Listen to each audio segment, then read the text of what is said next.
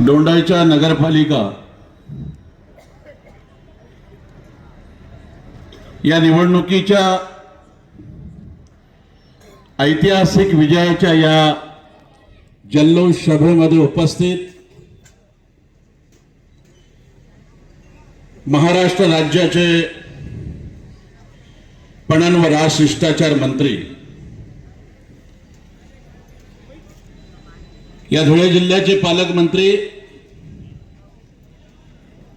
आमचे मित्र आदरणीय जयकुमार भाऊ रावल,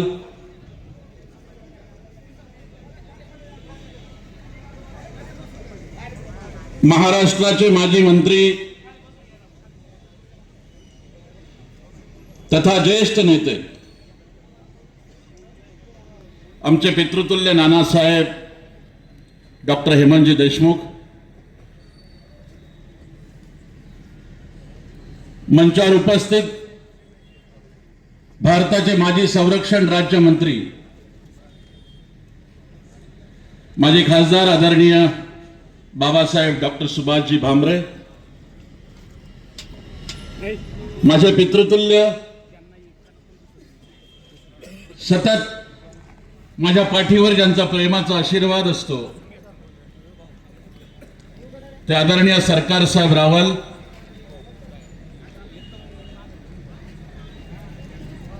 आणि आपल्या सुपुत्राच्या आणि राजपुत्राच्या कर्तृत्वामुळे आणि या दोंडाईच्या शहराच्या जनतेच्या आशीर्वादाने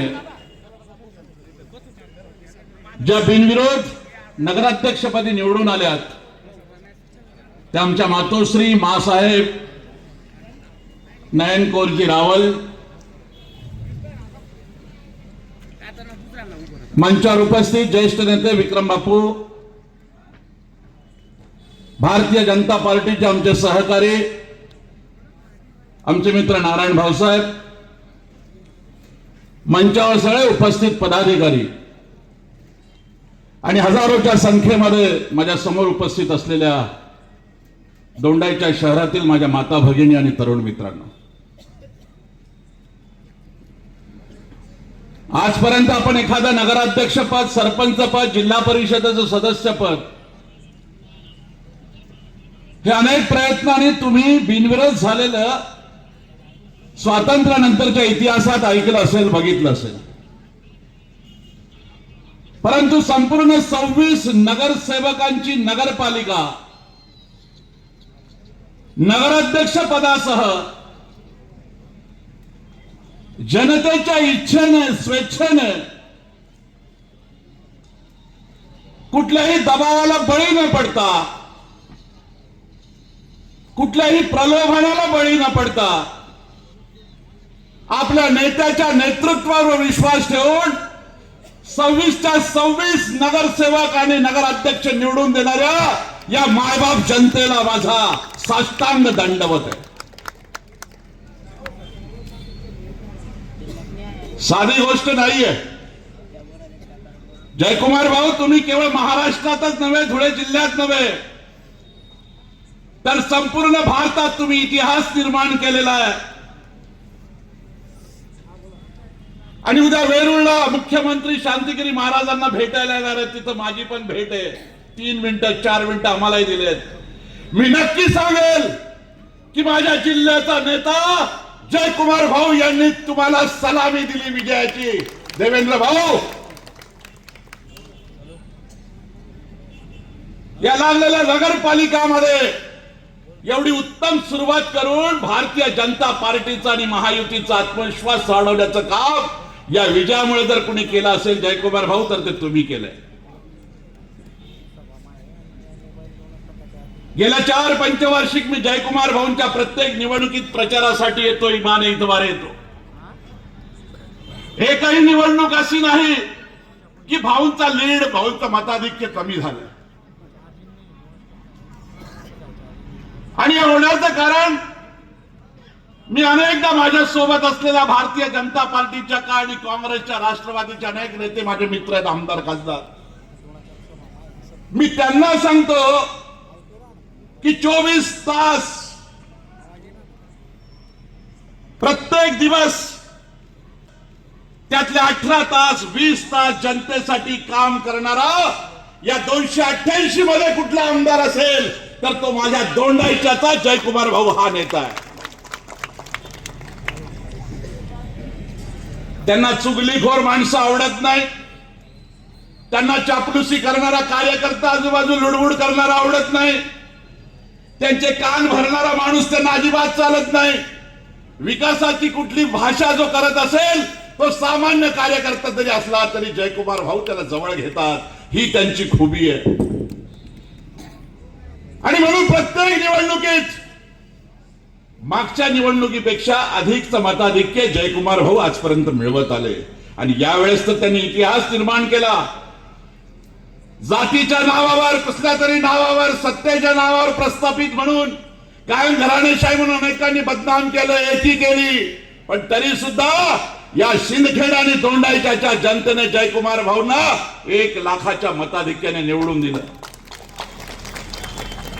कधी कधी एखाद्या शहरामध्ये एखाद्या मतदारसंघामध्ये भाऊ काही लोक पद्धतशीरपणे ठरवतात की आमदार जर अमुकला केला ना तर आता नगराध्यक्ष दुसऱ्याला करू, जिल्हा परिषद तिसऱ्याला देऊ. परंतु तुमच्या नेतृत्वावर लोकांचा असलेला विश्वास, तो अढळ विश्वास, अतूट विश्वास, अरे स्वतः राजघराण्यात जन्माला आल्यावर सुद्धा आता पणन मंत्री होते, राजशिष्टाचार मंत्री होते, जिल्ह्याचे पालकमंत्री होते. कधीतरी आरामाचा दिवस येईल, कधीतरी मुलाबाळांसोबत पिकनिक करण्याचा दिवस येईल, त्यासाठी भाऊ कुठे 8 दिवस 15 दिवस फिरायला निघून गेले. असा दिवस कधी मी बघितला नाही. आणि म्हणून प्रत्येक दिवस या जनतेसाठी काम करणारा नेता म्हणून या धुळे जिल्ह्यातच नव्हे तर संपूर्ण महाराष्ट्रात तुमचं नाव आणि तुमचा आदर्श घेतला जाईल. भाऊ, तुमचं हे कर्तृत्व हे केवळ तुमच्या घराण्यासाठी किंवा तुमच्या कुटुंबासाठी प्रेरणादायी नाहीये. हे तुमचं नेतृत्व आणि तुमचं कर्तृत्व हे संबंध तुमच्या कार्यकर्त्यांसाठी आणि मतदारांसाठी सुद्धा प्रेरणादायी आहे. मित्रांनो, भाऊंना मी एक शब्द पद्धतशीरपणे पहिल्या निवडणुकीपासून वापरतोय. 2009ची निकालापूर्वीच गडीवर सभा घेतली होती विजयाची, सरकार साहेब तुम्हाला आठवत असेल. आणि त्याच दिवशी भाऊंच्या विजयाचा गुलाल 50,000च्या पुढे उधळेल अशी घोषणा निवडणुकीच्या निकालाच्या आधीच मी करून टाकली होती. मला माहित नाही, मी ज्योतिषी नाही, पण ब्राह्मण असल्याने माझ्या जबानमध्ये ती वाच्यता आहे, वाचा सिद्धी आहे. आणि भाऊ तुम्हाला एक गोष्ट सांगतो, येणाऱ्या नजीकच्या काळात कुणाचा वशिला नाही, किती जळणारे लोक तुमच्यावर असतील राजकारणात, म्हणजे आता दोंडाईच्या तर कोणीच उरलेलं नाहीये. साक्षात नानासाहेबांचाच आशीर्वाद आपल्याला लाभल्यानंतर आता विरोधक सुद्धा टीका कुणावर करावी हा प्रश्न आमच्या समोर आहे. म्हणजे पुढच्या वेळेस मी जेव्हा निवडणुकीचा प्रचार करायला येईल भाऊ, तेव्हा विरोधक म्हणून कुणावर टीका करण्यासारखं नाहीच कोणी उरलेलं असेल. आणि तुमच्या कर्तृत्वावरच फक्त आम्हाला बोलावं लागेल तासभर, अर्धा तास, 40 मिनिट. आणि म्हणून अपराजित नेता म्हणून तुमचा नेता या दोंडाईच्या शहराचा संबंध कायाकल्प केल्याशिवाय राहणार नाही. शिंदखेडा शहराचा सुद्धा आणि शिंदखेडा तालुक्याचा सुद्धा. लोक आश्चर्यचकित झालेत भाऊ. वयाच्या 50-52 वर्षी 5दा निवडून देण्याचा पराक्रम आणि विक्रम या दोंडाईच्या जनतेच्या प्रेमामुळे झालेला आहे. कोणाचं लफडं सफडं असो, कोणाचे वाईट संबंध कुठे असो, याबद्दल चर्चा करण्यात अजिबात इंटरेस्ट नाही. मी फार स्पष्ट बोलतो. एखादा माणूस असे विषय घेऊन पण गेला ना भाऊकडे, तर भाऊ म्हणतात अरे विकासाचं बोल रे, या विषयामध्ये मला आयुष्यात कधीच वेळ नाही आणि मी वेळ गमावणार सुद्धा नाही. फक्त जनतेच्या कामासाठी, जनतेचे प्रश्न सोडवण्यासाठी आणि या जिल्ह्याच्या विकासासाठी जर कुणी नेता तुमच्या या मतदारसंघात असेल तर त्या नेत्याचं नाव जयकुमार, ज्याच्या नावातच जय आहे. पराजय कधी आयुष्यात ते बघणार नाही, हे या सभेमध्ये मी लिहून जातो तुम्हाला बोललेलं. तुम्ही आम्ही जिवंत असेपर्यंत जयकुमार भाऊ तुम्ही फक्त गुलाल आणि गुलालच तुमच्या अंगावर उधळणार आहे. विजयाशिवाय दुसरी भाषा तुम्हाला माहित नाही. कारण याचं कारण आहे काय, एक मिनिट सर, याचं कारण आहे काय, जनतेचे सगळे प्रश्न, विकासाची कामं सोडण्यासाठी कटिबद्ध असलेला नेता. आणि म्हणून 26 नगरसेवक, म्हणजे ज्यावेळेस 7 बिनविरोध झाले भाऊ, त्या दिवशी मी तुम्हाला शुभेच्छा दिल्या आणि तुम्ही मुंबईकडे रवाना झाले. तुम्हाला अर्जंट मुख्यमंत्र्यांनी बोलवलं आणि तुम्ही आई साहेबांना, मातोश्रींना घेऊन गेले. त्याच वेळेस भाऊंना मी रस्त्यात बोललो, भाऊ कदाचित या 7 वर समाधान होणार नाही दोंडाईच्या जनतेचं. द्यायचा असेल तर पुरा 26चा 26 हा 60च्या 60 तुमच्या सोबत बिनविरोध दिला पाहिजे. आणि म्हणून सगळे नगरसेवक तुमच्या कर्तृत्वामुळे बिनविरोध झाले. आणि एक दाव्याने सांगतो, कोणी विरोधक आता तर आमचा नाहीच आहे, सगळ्या पक्षांचे मी आभार मानेल. नानासाहेब, सगळ्या पक्षांनी भाऊंच्या नेतृत्वावर विश्वास ठेवला, ही साधी गोष्ट नाहीये. देवेंद्र फडणवीस मुख्यमंत्री, त्याच गोष्टीचं आश्चर्य आहे. जयकुमार, हे तुम्हाला जमलं कसं? राजकारणात आयुष्यात जे आम्हाला जमलं नाही ते तुम्ही सिंदखेड आणि दोंडाईच्यात करून दाखवलं. अशी कोणती जादू तुम्ही वापरली? जयकुमार भाऊ नम्रपणे बोलले, कुठलीच जादू नाही, कुठलीच दादागिरी नाही, कुठलीच दामबाजी नाही, कुठलीच पैशाचं प्रलोभन नाही. हे फक्त जनतेचं प्रेम आणि प्रेम, आणि या प्रेमाचं हे पारितोषिक जनतेने मला दिलं. आणि माझ्या 26च्या 26 नगरसेवक आणि माझ्या मातोश्री बिनविरोध निवडून आलेले आहेत. आई साहेब, तुम्ही खूप भाग्यवान आहात. माई ऐसा पुत जन जेडा राणा प्रताप, राजस्थान मध्ये एक म्हण आहे.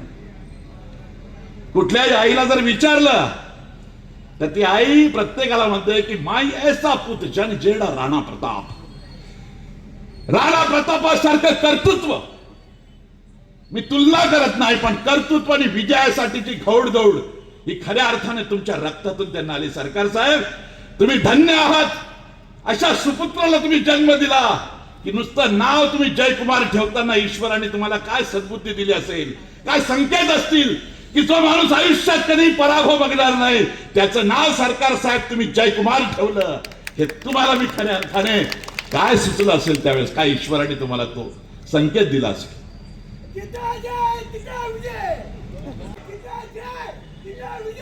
वा,